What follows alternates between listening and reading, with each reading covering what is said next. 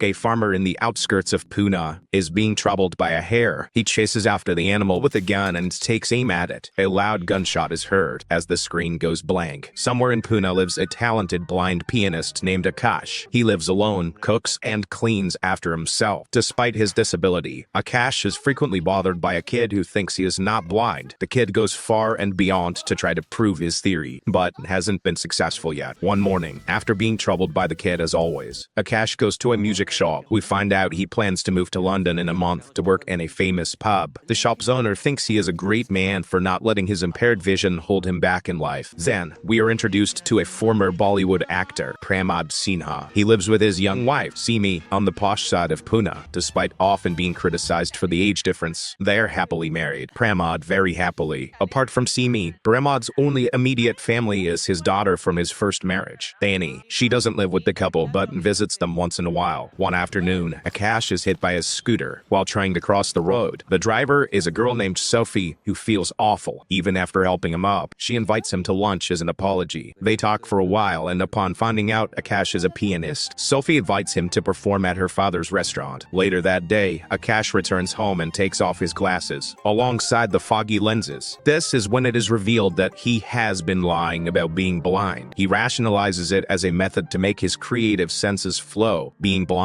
gives him a vision of music that he doesn't see otherwise. Hence, he has been living a lie for the past few years and making a career out of it. The next day, he goes to Sophie's restaurant for the first time and plays the piano. Everyone is thoroughly impressed, mostly because they think he is blind. Coincidentally, Pramod is also at the restaurant, equally impressed by Akash. His and Simi's third wedding anniversary is in a few days, and he wishes to surprise her with live music. Akash promises to come to his apartment to play for them. Because the actor wants their day to be a surprise, he lies to Simi that he will be out of town. Simi is annoyed, but she understands that her husband is a busy man. While returning home from work, Sophie has to stay at Akash's home because of the rain. He pretends to not look when she changes into his clothes in front of him. The two have felt the sparks between them in the past few days they've been together. Soon, they begin to make out and spend the night together. In the following scene, Akash is outside Pramod's apartment. Simi opens the door and asks him to go away because her husband is not home. Akash insists that he was supposed to be here, but she doesn't listen. However, when an old neighbor sees them, Simi feels uncomfortable and lets Akash in. He gets to work and is enjoying himself, but that is until he notices Pramod's dead body on the floor. The pianist is shocked to his core, but he doesn't stop playing. Simi disregards her husband's dead body, thinking that since Akash cannot see, she has enough time to hide it. A while later, he makes his way to the bathroom and gets a full view of the dead man. While keeping cool, he enters the bathroom only to see that a man is hiding inside. Akash pees in front of him and returns to the piano without giving away that he is panicking. A flashback shows us that Simi and the stranger were having an affair behind Pramod's back. On being caught, they panicked and shot him dead. While Akash continues playing, the killers clean up the mess and put Pramod's dead body in a suitcase. Then, Simi pretends to be talking to Pramod, trying to make it seem like he has returned home. Akash plays along and leaves after saying goodbye. Outside, he has to sit down for some time to take everything in and decide what he must do next. He is approached by a local lottery ticket seller named Saku. She offers to help him by calling him a rickshaw. The rickshaw driver, Murli, recognizes Akash as a regular customer and brings him to the police station at his request. Akash has decided to tell the police what he saw, but seconds before doing so, the head police inspector Manohar arrives. He is the same man who was Simi's accomplice in the murder. Akash freezes mid-sentence and pretends to be complaining about his cat's murder. Manohar recognizes him instantly and accompanies him to his house to see if the dead cat story is true. He also wants to make sure that Akash is actually blind and doesn't know about Pramod's death. To do so, he throws a knife at him, but Akash doesn't flinch. After the inspector leaves, Akash goes to the restaurant he works in. He knows that he has to act normal in order to not be suspected. Simi also comes to the restaurant, casually telling people that her husband is out for work. Then, the next morning, Pramod's death is broadcasted on the news as a case of robbery. He was found inside his car by a bridge with a watch and jewelry missing. Manohar takes the case into his own hands to make sure the truth never comes out. For investigation, Pramod's daughter Dani, Simi, and Akash are all called to the police station. Dani seeks reassurance from Simi, unaware that she killed her father. Meanwhile, Akash refrains from telling the truth, scared of ending up like Pramod. At the funeral, their neighbor Mrs. Desai, who had seen Akash come to the house, approaches a policeman. She had been keeping an eye on the neighbor's apartment on the day of the death and knows that something about the story is off. Simi thinks the old woman will be a problem if she digs into the case. Hence, the next time they are alone, she pushes Miss Desai off the balcony and kills her. To Akash's misfortune, he witnesses the incident and has to pretend to have not seen anything for the second time. He quickly rushes home and calls Sophie, planning to tell her everything. What he doesn't know is that the annoying neighbor kid is taking a video of him at the same time. Before Sophie, Simi comes to his house, offering him sweets from Pramod's funeral. Akash keeps his guard up and invites her in. He makes coffee for her and then turns around to see Simi wearing a ghost face mask. She wants to startle him and catch him in a lie, but he doesn't give her a reaction. As they chat, Simi points a gun at him, which makes Akash come clean. He swears that he won't tell anyone about the murder and that he'll move to London right away. Suddenly, he feels dizzy and falls unconscious. It turns out Simi had drugged the sweet that she offered him. When Sophie comes to meet him, the kid shows her the video that proves Akash is not blind. She furiously knocks on the door, only to be received by a naked Simi. She pretends to have slept with Akash, who is still unconscious. A heartbroken Sophie storms off after that. Akash only wakes up hours later with a strange feeling in his eyes. He tries opening them and finds out that he cannot see anything. He has actually been blinded by Simi, so even if he tries telling the truth, people won't believe him. What if he tells people he heard the murder? He calls Sophie for help, but she blocks his number, leaving him with no options. Meanwhile, the events have caused a dent in Manohar and Simi's relationship. He is mad at her for not killing Akash instead of just blinding him. Simi argues she is not a serial killer, sending him to finish the job. When it gets dark, the policeman breaks in and tries to strangle the pianist to death. Akash struggles and manages to escape after hurting him. However, he has difficulty navigating through the neighborhood after really going blind. In the morning, he wakes up in a hospital surrounded by Dr. Swami, the rickshaw driver Murli, and the lottery ticket seller Saku. They found him in the streets last night and brought him to the hospital. Dr. Swami makes an appointment with an optometrist at Akash's request. His first priority is to get his eyes checked, then to flee the country. However, hours pass, but he is never taken to the doctor. Outside, Saku, Murli, and the doctor discuss the amounts of money they are about to earn. They are planning to sell Akash's organs in the black market, since he is an easy target with no family members. When they put him on a hospital bed, Akash hears them talking about surgery and panics. They restrain him, making it evident that they are planning to do something bad. They sedate him, but before passing out, Akash mentions that Saku has a Lord Shiva tattoo on her arm. The three are shocked because no one ever told him about the tattoo. They think it is a sign from God and decide to withdraw the plan. Upon waking up, Akash is told he was about to be killed. The group asks him if he is actually blind. Akash affirms and suggests a better way for them to make money. He hopes that if they get the money, they will spare his life and let him go. Then he tells them everything about Manohar, Simi, and how they killed her husband. But he adds that the murderers have $1 million that they can share with the group if blackmailed. Their eyes glow with greed, and they decide to help Akash after that. In the following scene, Simi returns home to see Akash playing the piano with Danny. She is shocked at the audacity of the guy and is nervous about him revealing the truth. Hence, she quickly calls Manohar and asks him to come to a location. After that, she offers Akash a ride to get him to Manohar and kill him. On their way, Akash asks her for 10 lakhs rupees to keep his mouth shut so he can get a cornea transplant. She refuses to give him any money, but Akash already has a backup plan. Murli's rickshaw blocks their car, and Akash sedates Simi when she is distracted. Then, the group abducts her, hoping to ask Manohar for a huge ransom in exchange for her life. Next, Akash calls Manohar's wife Rasika and tells her everything. She is asked to give them $1 million rupees by tomorrow if she doesn't want her husband's reputation to be ruined. Rasika, who has anger issues, loses her mind. She threatens to kill her husband and only stops when he gets a call. The police found Simi's car on a bridge with her shoes and wallet. By the looks of it, she seems to have committed the unthinkable. Rasika finally calms down and thinks of a way to solve the problem. Meanwhile, Simi retaliates and refuses to cooperate. To scare her, the doctor draws her blood and threatens to sell her kidney for money. Later that day, Manohar arrives with a case full of money as ransom. As they are about to execute the next step of the plan, Saku and Murli betray Akash. They tie him to a chair and run outside to go through with their plan on their own. They do not trust Akash and and want all the money for themselves. Ironically, Akash and Simi are locked in the same room as the hostages. Simi laughs at the absurdity of the situation, calling him a loser. Akash in turn says that she should be the most scared because at this point, she is a burden to Manohar. The best way for him to get out of this situation would be to kill her. At the same time, the doctor is going through Simi's blood report. His face lights up at something mentioned on the paper, and he quickly goes to meet her. In the hideout, Murli manages to get the bag of money, but Manohar shoots him before he can run away. Saku freaks out and traps the inspector in the elevator, stealing the bag right after. Then she brings Murli to the hospital, but he is too far gone to be saved. She also finds out the money she received is fake. In the meantime, Simi unties the rope around her hands and attacks Akash to kill him, but is stopped by Dr. Swami. They get into a struggle that ends when they knock her out. The doctor puts her inside the trunk and drives to Mumbai with Akash. On the way, he explains that Simi has a BRH negative blood group, which is extremely rare. A wealthy man's daughter is in desperate need of a liver from someone like Simi. If they sell her organ, they will earn more than 50 million bucks. Akash can do whatever he wants with half of it, even get a cornea transplant. However, he doesn't feel right because he will have to kill Simi for her liver. The scene abruptly cuts to 2 years later. Sophie is on a vacation in Europe, living her best life after forgetting everything that happened with Akash. But the past follows her when she sees a poster of him outside a pub. He is playing the piano at the pub as he had envisioned years ago. Sophie confronts him and he tells her everything that happened. A flashback shows us Swami and Akash driving to Mumbai with Simi in the trunk. The doctor gets out of the car to give her another dosage of tranquilizer, but he is attacked and killed in the process. Then, Simi asks Akash to get out of the car and starts driving toward him. She is seconds away from hitting him when a gunshot is heard. It is the same noise we heard at the beginning of the film when the farmer was trying to kill the hare. The said hare jumps on the windshield, making Simi swerve and crash. She dies in the accident. Akash takes the next bus to Mumbai and comes to London with the help of a friend. Ever since then, he has been working in the pub. He invites Sophie to one of his shows, but she has to catch a flight the next morning. They promise to keep in touch and go their separate ways. In the last scene, Akash hits a can while walking down a street, leaving us wondering if he can still see